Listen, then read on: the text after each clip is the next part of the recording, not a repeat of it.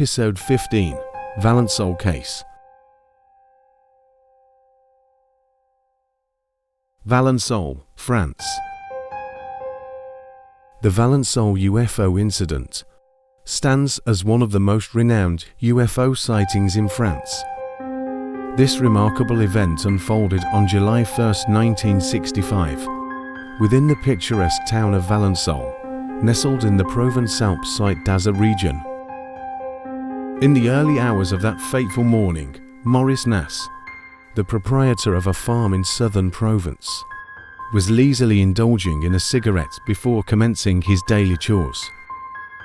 Little did he anticipate that his life would soon be irrevocably altered by an enigmatic spectacle of his lavender field. As Nass strolled methodically toward his barn, an uncanny sound emanated from the direction of his field. Annoyed, he vented his frustration with a series of curses, assuming that yet another military helicopter was descending onto his property.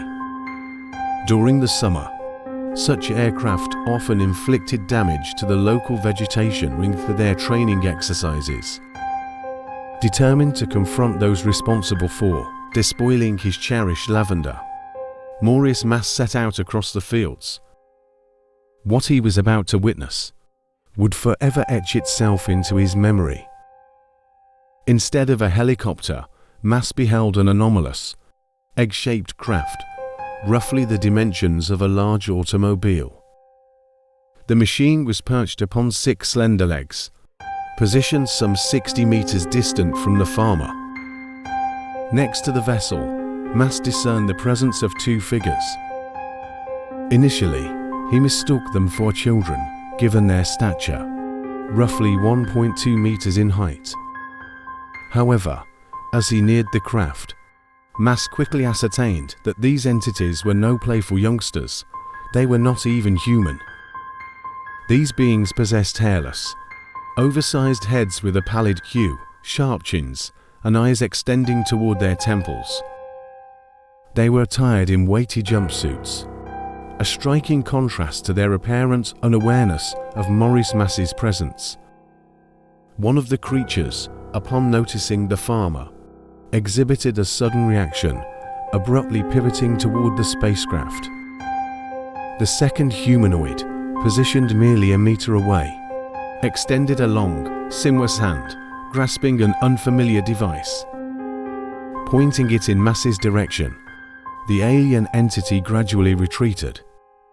It was as if a luminous burst materialized before Nass's eyes, rendering him immobile. For roughly a minute, the entities scrutinized their captive, conversing in high-pitched, guttural tones. The initial apprehension that had seized Maurice Nass in the initial moments subsided during this paralysis. Nass could hardly sense anything beyond numbness. He observed as the creatures dematerialized through the ship's entry portal, only to reappear within the translucent cockpit. According to Nass inside, they appeared to be stationed behind a control panel.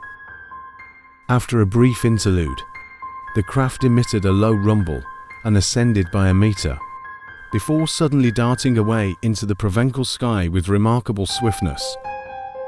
Nass remained paralyzed for approximately 15 minutes, following the departure of these otherworldly visitors.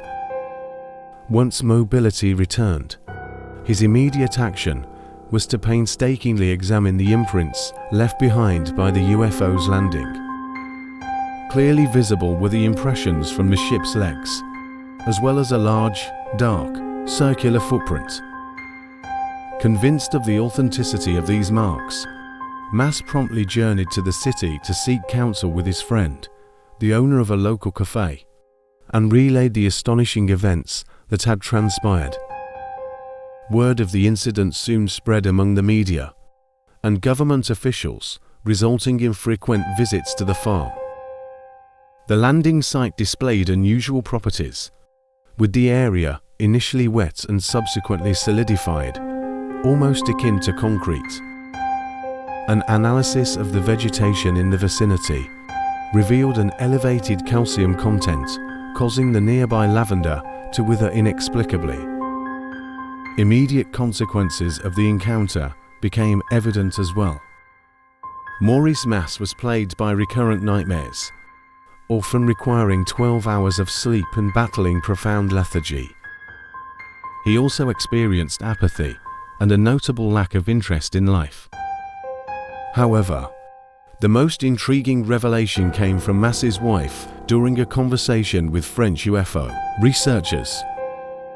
She disclosed that her husband had confided that the enigmatic beings had imparted significant information while he stood immobilized before them.